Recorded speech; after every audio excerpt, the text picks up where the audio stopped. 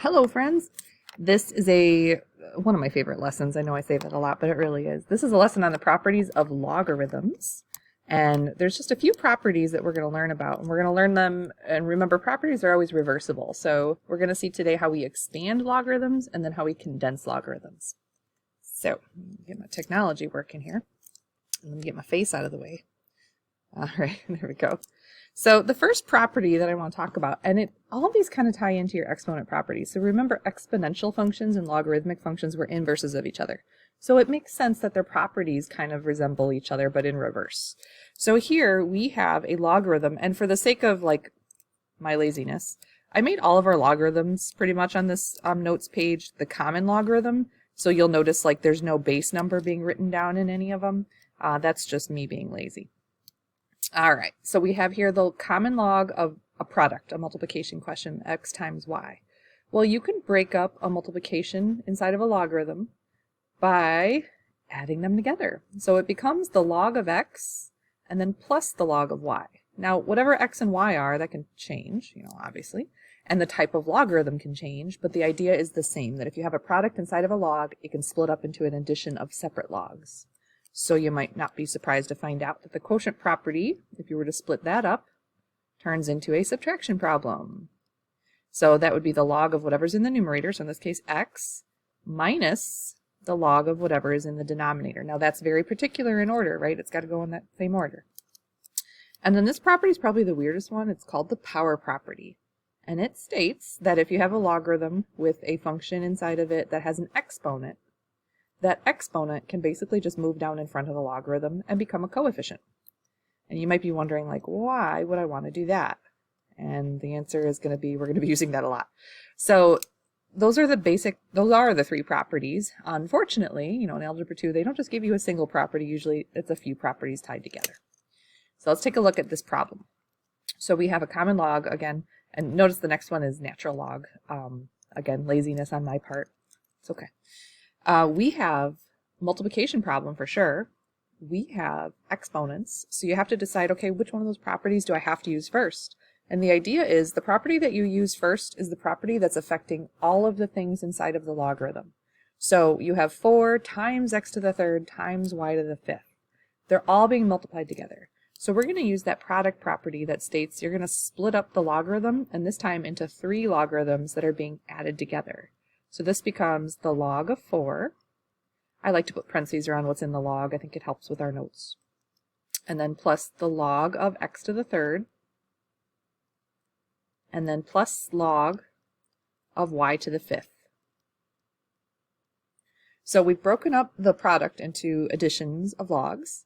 And now we're not done, because I see in a couple of these logarithms we've got some exponents. So these exponents end up coming down in front of their logarithm.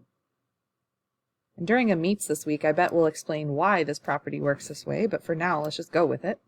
So this first logarithm hasn't changed. It's still the common log of 4. But now we have 3 times the common log of x. And then over here, you're going to have plus 5 times the common log of y. So that is what we refer to as a fully expanded logarithm problem. So you might be wondering, like, okay, that felt like a lot of work. Kind of. It's just like with exponents where like your brain works really fast and your pen just has to kind of keep up.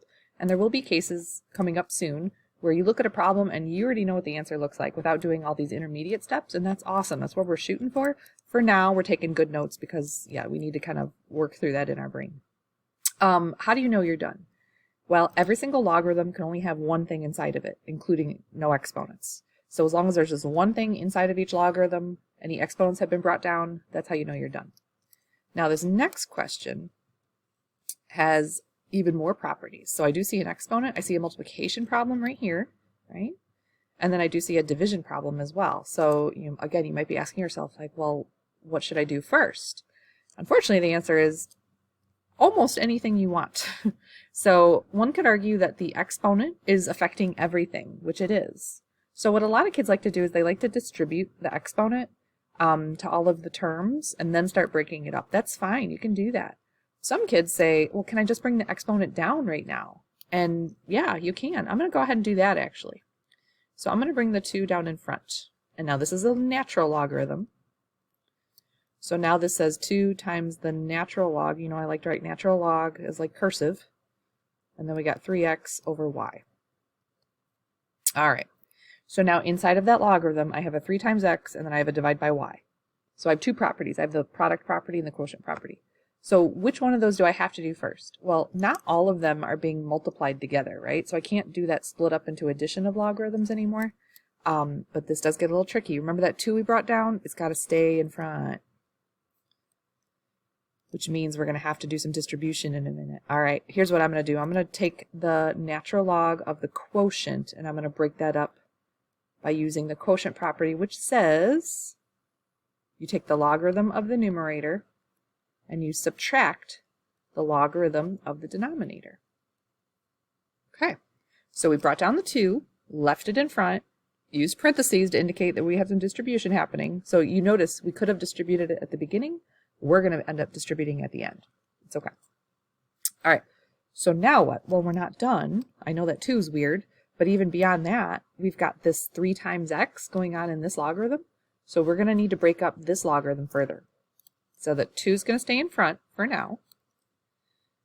And then we end up with, if we split the log of 3 times x, that becomes an addition problem, right? We have the natural log of 3 plus the natural log of x. We still have minus natural log of y. And then all of that has that 2 that needs to be distributed in. Now, technically, this is the correct answer. However, I think the mathematician in me doesn't like that 2 out in front of the parentheses, so I'm going to go ahead and distribute the 2. So the answer that I would like to see is 2 times the natural log of 3. Oops, I'm changing colors on myself. Back up. 2 times the natural log of 3 plus 2 times the natural log of x, and then minus 2 times the natural log of y. So that is the cleanest answer that we can have for expansion of logarithms. Again, it's not wrong if you decided to distribute the 2 first. You would have had the 2 as an exponent on the 3, the x, and the y.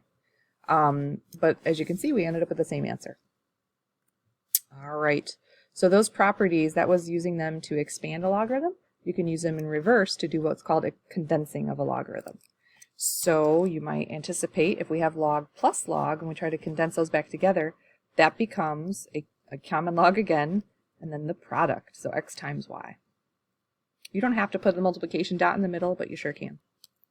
All right, similarly, when you have log minus log, and you condense that back down, it becomes log of the quotient x divided by y. And then the exponent property or the power property, I know it's weird, but remember when we expanded it, we brought it down. So when you condense it, it just goes back up. Which again, I know you're wondering, why do I need to know that? It's actually the most important property, believe it or not. So this becomes log of x to the a power. Weird, right? I actually like condensing a lot more. I think it's, I do not call myself a neat freak, but I think in math, like it helps when things kind of collapse down on themselves and you're like, I'm done because I have a single thing. That's how you know you're done with condensing logarithms. You're going to condense it down to a single logarithm. So if I think about the last few problems I've done, the last thing I did to expand was bring those exponents down. So if I'm going in reverse, it would make sense to bring your exponents back up. So that's what I do first. I take the exponent and I go back up with it. I take this exponent and I go back up with it. And there is no exponent besides a 1 in front here, so I leave it. So now I have the natural log of a to the 4th. That is not legible. That's a 4. I always harp on you guys, making sure your things are legible. All right, plus natural log of b to the 7th.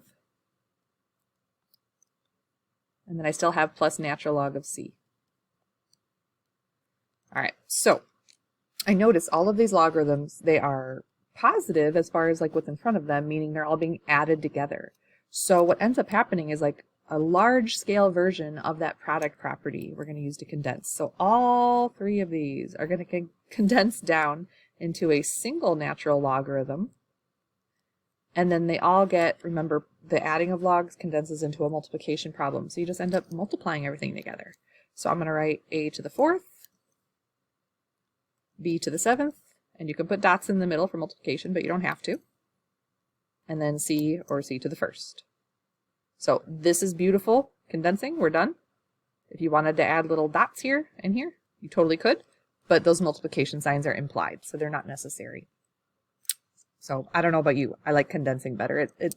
I'm not going to say it's easier. It just kind of seems like more obvious, I guess. All right, so I looked at this next question. I got common logs this time, and I look for any exponents that need to go up. Now here, this coefficient is just the 5. So the 5 is what you're going to put up into the exponent position. Leave the subtraction sign down. I don't want to confuse anybody later. So we have log of 3 plus log of x, and then we still have a minus log of w to the 5th power. All right, so this one's a little tricky. We've got positive logs being added together, so that indicates multiplication. So the first thing I'm going to do is smush these logs together and call it common log of 3 times x, or 3x. Now we still have this subtract log of w to the 5th power. So now I think about, okay, what do I do when I have log minus log? Well, this becomes, if I condense it back together, this becomes a quotient problem. So now we have log of, be careful with your order here, in the numerator you have the first logarithm stuff, so 3x, and then in the denominator you have your second logarithm stuff, which is w to the 5th power. And we're obviously done because we have a single logarithm at the end of this problem, so that's how I know I've collapsed it all the way. One thing to kind of note about that question, anytime you see a negative sign in front of a logarithm, that indicates that whatever that logarithm has, that stuff is going to go into your denominator. So I don't plan on giving you too many of these in Algebra 2, but if you ever have like log and then minus log, that means these two things are going to be in the denominator. Anything with a subtraction sign in front of a logarithm indicates denominator. So just a little heads up. I see these a lot on the SAT test. So with it being mostly multiple choice questions on the SAT test, you can kind of scan through the answers and go, oh, well, it has to be that one, because it does. It's obvious at that point. All right. So on your calculator, we have those two buttons, right? We have the common log and we have the natural log. But you can technically rewrite any logarithm using what's called the change of base formula. And I want to show you this, even though I know some of you have found some other technical helpers. There's a change of base thing on your calculator, actually. But I want to show you this because this shows up on the no calculator SAT test quite often. So if you have a logarithm that you can't just simply type common log or natural log in, so like for instance, we have log base 2 and log base 8 in these questions. I don't have a button for log base 2 and log base 8. You can change it so that it's the log of the number divided by log of the base using either the common log, which obviously is a button we have, or you can use the natural log. We'll explore why this change of base formula works later on, because when we get to the equation solving, I can show you that. But for now, just know that it's a thing. So if I was to rewrite this so it was calculator friendly, it would be the common log of the number, so that would be this guy right here, so common log of 10, hello, divided by, and then the common log of the base, which is this little base down here too. And if I were to type that in my calculator, this one's not so pretty. I'm going to need to pull up my calculator.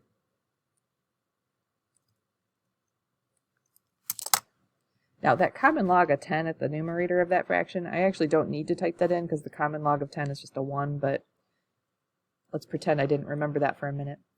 So common log of 10, make sure you close your parenthesis before you divide by the common log of 2.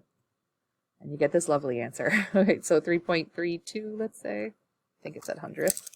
I don't know. Now, if I Did it say anything? I don't know. All right, so 3.32. If I use natural log, if I said natural log of 10 divided by natural log of 2, it would have been the same thing.